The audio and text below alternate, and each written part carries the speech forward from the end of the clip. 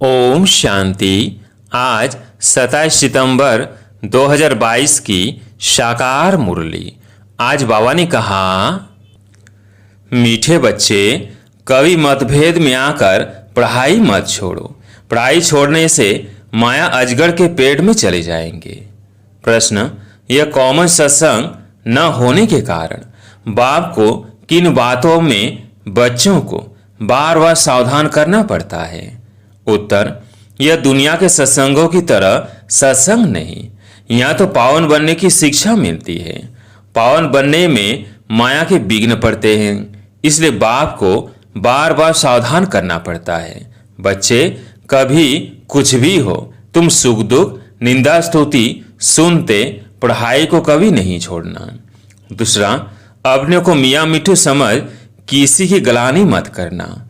माया बड़ी चंचल है। अगर बाप से रूठकर पढ़ाई छोड़ी तो माया माथा मोड़ लेगी, ग्रहचारी बैठ जाएगी। इसलिए श्रीमत लेते रहना। बाप दादा की राय में कभी टीका टिप्पणी नहीं करना। गीत है, मरना तेरी गली में। ओम शांति।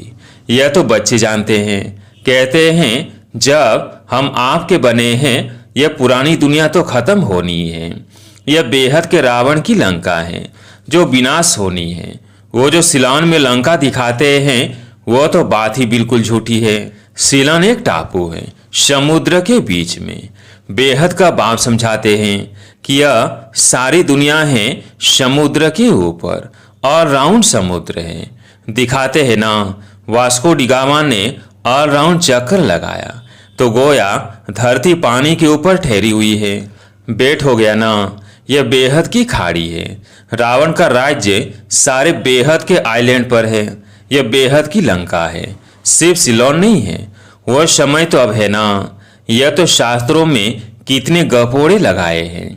हम भी समझते थे शायद ऐसा हुआ होगा, कुछ भी ख्याल नहीं चलता था। विचार करे तब तो ख्याल चले ना। बुद्धि बिल्कुल लॉक ऑफ थी, अब बुद्धि का ताला खुला है। मनुष्य तो समझते हैं बंदर सेनाली। उन्होंने पत्थर उठाए, पुल बनाई, आग लगाई, क्या क्या बातें बैठ बनाई हैं। आग तो इस समय सारी दुनिया को लगती है। यह भारत अविनाशी बाप की अविनाशी जन्मभूमि है, इसलिए इनको अविनाशी खंड कहा जाता है। ब्रोवर भारत प्राचीन था, अब तुम्हारी बुद्धि में बैठा है। ब्रोवर भारत अविनाशी खंड है। बाकी जो इस समय खंड है वो सब खत्म हो जाएंगे विनाश ज्वाला में। यह विनाश ज्वाला इस यज्ञ से प्रज्वलित हुई है। लड़ाई शुरू यहाँ से ही हुई है। अभी तो यह छोटी छोटी रिहर्सल है। तुम्हारी बुद्धि में है कि सारी दुनिया में ही रावण राज्य है, इसका अंत है और राम राज्य की आदि है। यह बातें और किसकी बुद्धि में आ ना सके। तुम थोड़े से ब्राह्मण जानते हो, समझते भी हो कि अभी ये सारी दुनिया खत्म हो जाएगी। हम बाप के गले का हार बन जाएंगे, फिर नई दुनिया में आएंगे। वर्ल्ड की हिस्ट्री ज्योग्राफी हूबहू रिपीट होती है। कितना अच्छा यह चक्र है। कलयुग अंत और सतयुग आदि। इस समय सभी धर्म भी जरूर है। हिस्ट्री मस्ट रिपीट, यानी कलयुग के बाद सतयुग जरूर होना है। जैसे दिन के बाद रात, रात के बाद दिन जरूर आता है। ऐसे हो न सके कि रात ना आए। बाप सब राज आकर के समझाते हैं। हम एक्टर 84 जन्म कैसे लेते हैं वो अभी तो जानना चाहिए। 84 लाख जन्म की तो बात ही नहीं है। कल्प की आयु ही 5000 वर्ष है। वो लोग तो तुमको कहते हैं कि शास्त्रों में तो ऐसा है नहीं, यह तो तुम्हारी कल्पना है। न जानने के कारण तो ऐसे ही कहेंगे ना। शास्त्र तो पढ़ते रहते हैं, उनका कोई दोष तो है नहीं। बाबा कहते हैं सतयुग में ये शास्त्र कहानियां नॉवेल्स आदि तो होंगी नहीं। वहाँ तो भारत बिल्कुल सचखंड बन जाता है। भारत खंड सबसे बड़े से बड़ा तीर्थ है। यहाँ सोमनाथ का मंदिर कितना भारी है। ऐसा मंदिर कब कहाँ भी बन नहीं सकता। फिर भी यह मंदिर आदि बनेंगे। कब बनेंगे? जब भक्ति मार्ग शुरू होगा तब बनाते हैं, और कोई तो बना ना सके। तुम संवत भी बता सकते हो, आज से फलाने टाइम से भक्ति शुरू होगी। पहले लक्ष्मी नारायण ही पुजारी बनेंगे, सिंगल ताज होगा। शिव बाबा का सोमनाथ मंदिर बनाएंगे, फिर से मोहम्मद गजनबी आदि आकर लूटेंगे। यह बातें तुम बच्चों को बाप ही बैठ समझाते हैं।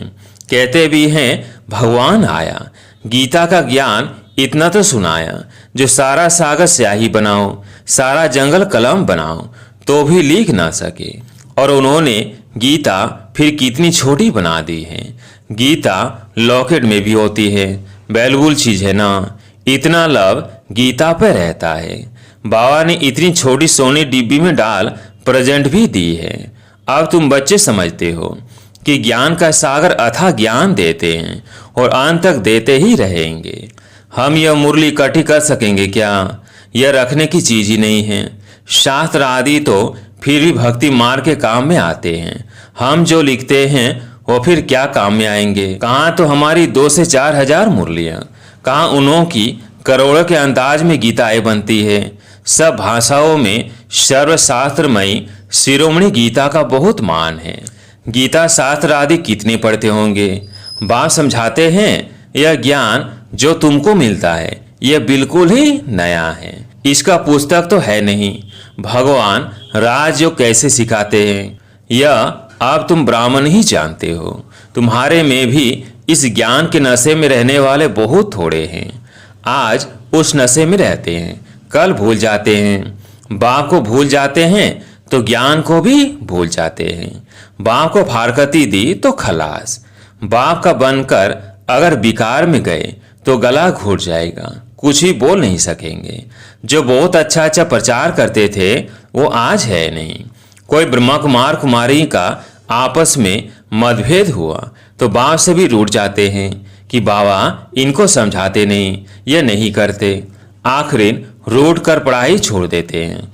इसलिए बाप कहते हैं कि महामूर्ख देखना हो तो यहाँ देखो। लिख कर भी देते हैं कि बाबा मैं आपका हूँ, आपसे हम सदा सुख का वर्षा अविनाशी लेंगे। फिर फारकती दे देते, डाइवर्स दे देते हैं। अच्छी अच्छी बच्चियां थी, आज वो है नहीं। तो वंडर है ना, माया अजगर के पेट में चले गए। फिर मोक्ष से कुछ कह न सके, या अविनाशी ज्ञान सुना ना सके। फिर बाप दादा की राय पर भी टीका टिप्पणी करने लग पड़ते हैं। बहुत समझाया जाता है कि कुछ सुधर जाओ, इसमें ही कल्याण है, परंतु सुधरते नहीं।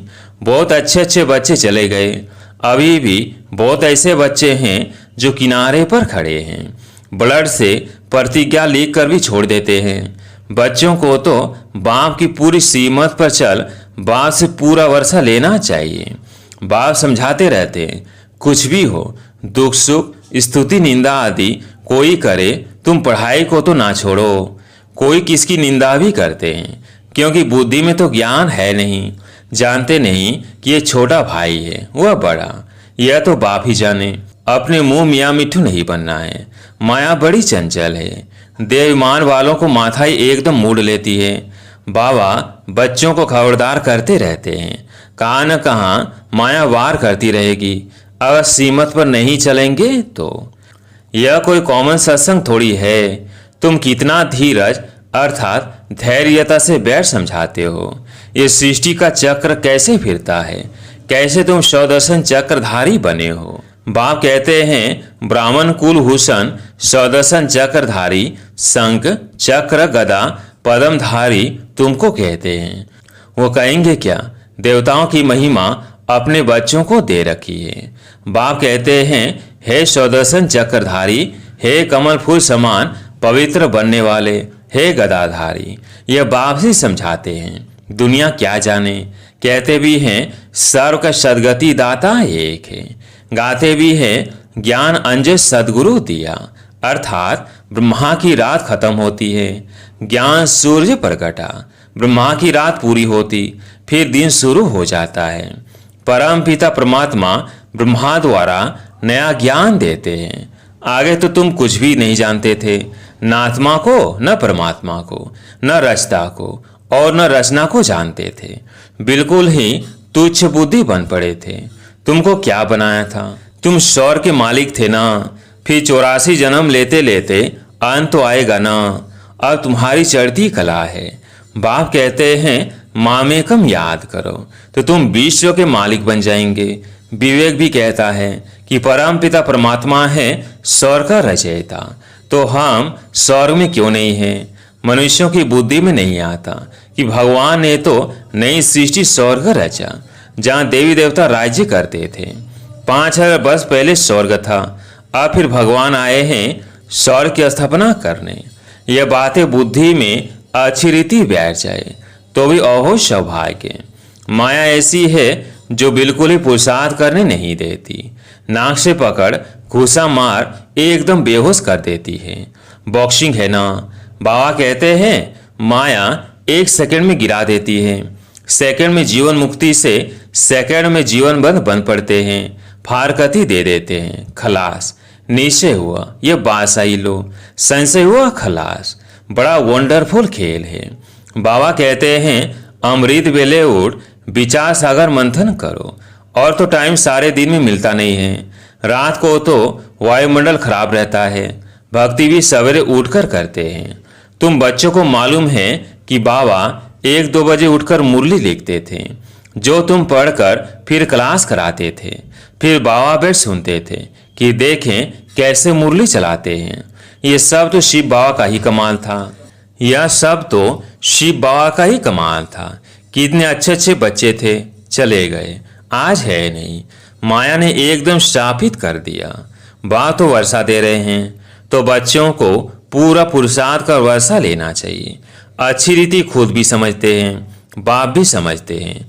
बाप का हाथ छोड़ देते हैं, सब कहेंगे तुमने बीके को छोड़ दिया है। तुमको तो निश्चय था ना कि हम बेहद का वर्षा पा रहे हैं। फिर क्या हुआ जो मुरली भी नहीं सुनते हो? फिर तो बाप को भी नहीं याद करते होंगे। फिर वो याद आदि सब उड़ जाती है। ऐसी दुर्गति किसी बच्चे की ना हो। बात तो समझ सकते हैं ना, यह बच्चा बड़ा खराब हो गया है। अच्छे अच्छे बच्चे भी संग दोष में खराब हो पड़ते हैं। बाबा कहते हैं कि फर्स्ट क्लास बच्चे ही विजय माला के मणके बन सकते हैं। कई बच्चे लिखते हैं कि बाबा हम आपकी माला का मणका जरूर बनेंगे। बाबा तो कहते हैं तुम बनो, अहो सौभाग्य। बाप भी चलन से समझ जाएंगे। सर्विस से ही बच्चों की वफादारी फरमान बरदारी सिद्ध होती है। अति मीठा बनना चाहिए, सम्मुख सुनने से बलायकी आता है। ऐसा फिर कभी नहीं करेंगे, यह करेंगे। यहाँ से बाहर निकला बस खलास, सब भूल जाते हैं। कितनी वंडरफुल बातें हैं। बाबा के तो दिन रात ख्यालात चलते रहते हैं। प्रोजेक्टर में गोला इतना बड़ा दिखाई पड़ना चाहिए जो मनुष्य दूर से एकदम अच्छी रीति पढ़ सके। बड़ी दीवारों पर इतना बड़ा दिखाई पड़े, क्लियर हो। एक एक चित्र स्लाइड से इतना बड़ा दिखाई पड़े जो सामने कोई भी पढ़ सके। 2 गोले भी इतने बड़ी दिखाई पड़े। यहाँ से भक्ति मार्ग शुरू होता है। पहले होती है अव्यभिचारी भक्ति, फिर है व्यभिचारी भक्ति। यह ब्रह्मा है शिव बाबा का सपूत बच्चा। ब्रह्मा से अगर कोई सवाल पूछे तो क्या जवाब नहीं दे सकते हैं? भल शिव बाबा तो जानते हैं, परंतु मैं भी तो समझा सकता हूँ ना। बाबा ने राइट हैंड बनाया है, कुछ तो समझा होगा ना। अच्छा, मीठे मीठे सिगिलधे बच्चों प्रति माता पिता बाप दादा का याद प्यार और गुड मॉर्निंग। रूहानी बाप की रूहानी बच्चों को नमस्ते। हम रूहानी बच्चों की रूहानी बाप दादा को याद प्यार गुड मॉर्निंग नमस्ते नमस्ते। धारणा के लिए मुख्य सार। पहला पॉइंट, अमृत वेले उठ विचार सागर मंथन करना है। कभी भी संशय बुद्धि बन संग दोष में आकर पढ़ाई नहीं छोड़नी है। दूसरा पॉइंट, माया का मणका बनने के लिए वफादार फरमान बरदार बनना है।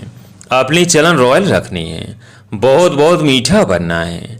आज प्यारे मीठे बाबा का वरदान, शौमान में स्थित रह, हर्ष की इच्छाओं को समाप्त करने वाले इच्छा मात्रम अविद्या भव। शौमान में स्थित रह, हर्ष की इच्छाओं को समाप्त करने वाले इच्छा मात्रम अविद्या भव। जो शौमान में स्थित रहते हैं उन्हें कभी भी हद का मान प्राप्त करने की इच्छा नहीं होती। एक शौमान में सर्व हद की इच्छाएं समा जाती है, मांगने की आवश्यकता नहीं रहती। हद की इच्छाएं कभी भी पूर्ण नहीं होती है। एक हद की इच्छा अनेक इच्छाओं को उत्पन्न करती है और सोमान सर्व इच्छाओं को सहजी संपन्न कर देता है। इसलिए सोमानधारी बनो तो सर्व प्राप्ति स्वरूप बन जाएंगे। अप्राप्ति व इच्छाओं की अविद्या हो जाएगी। स्लोगन: हर परिस्थिति में स्वयं को मोल्ड कर लेने वाला ही रियल गोल्ड है। हर परिस्थिति में स्वयं को मोल्ड कर लेने वाला ही रियल गोल्ड है। अच्छा, ओम शांति।